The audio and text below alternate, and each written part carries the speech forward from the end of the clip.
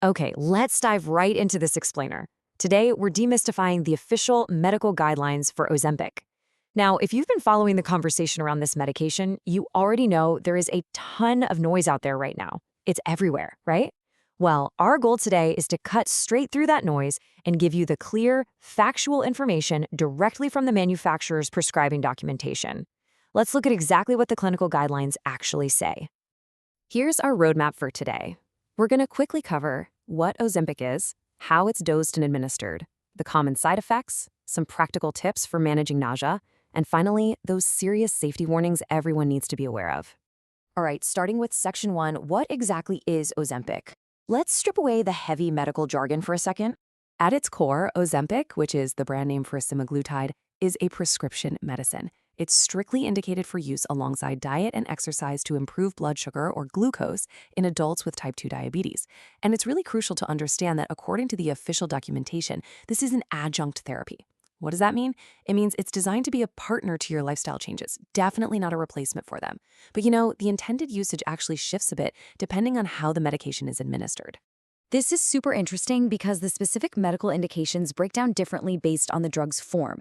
The injection is specifically used not just for blood sugar, but to reduce the risk of major cardiovascular events, think heart attacks or strokes, and to reduce the risk of kidney disease worsening or kidney failure in adults with type 2 diabetes who already have known heart disease or chronic kidney disease.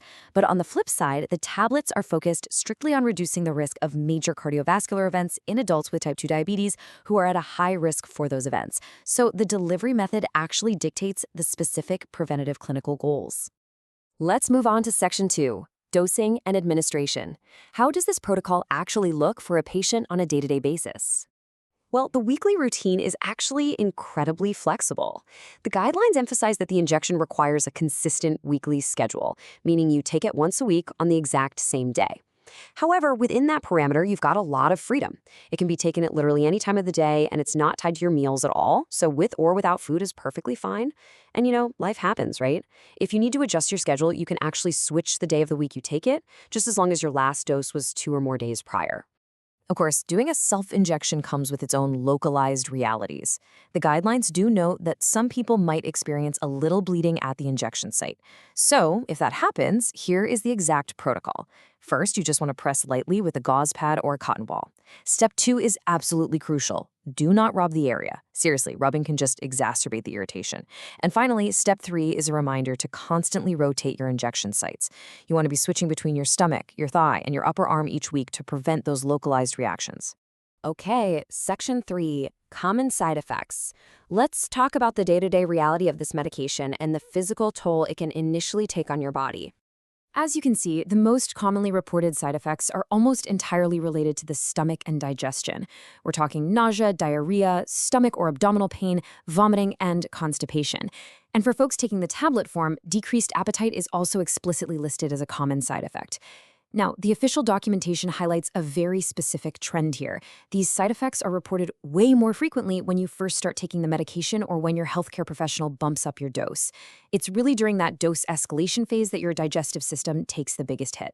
Which brings us right to Section 4, tips for managing nausea. Because nausea is such a dominant side effect during those escalation phases, let's look at the actionable advice provided to help patients get through it. These dietary rules are basically your proactive defense plan. The guidelines strongly suggest shifting to a very gentle, soothing diet. So if the nausea hits, reach for bland, low-fat foods, think crackers, toast, maybe some rice. They also recommend foods with a high water content like soups and gelatin, and sticking to clear or ice-cold drinks to help settle your stomach. On the flip side, you absolutely need to avoid fried, greasy, or excessively sweet foods because those are going to trigger or worsen the nausea almost instantly. But it's not just about what you put on your plate. Behavioral tweaks can be a real game changer here too. The official guidelines recommend slowing down your eating pace entirely. Just take your time. Plus, a very practical mechanical tip, avoid lying down right after you eat because that can definitely contribute to digestive discomfort. And sometimes it's as simple as changing your environment. The guidelines literally recommend just stepping outdoors to get some fresh air to help settle your system. Finally, we reach Section 5, serious safety warnings. This is without a doubt the most critical part of this explainer. These are the absolute non-negotiables that demand your full attention.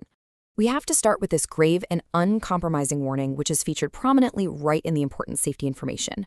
Do not share your Ozempic pen with other people, even if the needle has been changed. It is strictly prohibited.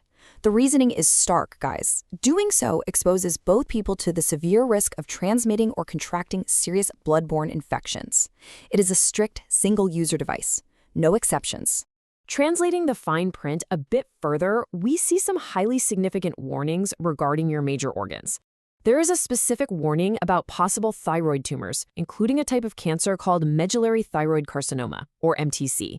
Patients really need to watch out for things like a lump in the neck, hoarseness, or trouble swallowing. There is also a risk of pancreatitis, which is inflammation of the pancreas, and that's characterized by severe abdominal pain that won't go away and might even radiate to your back. Additionally, gallbladder problems have been reported. For that, you'd be looking out for symptoms like fever, upper stomach pain, and a yellowing of the skin or eyes, which is known as jaundice.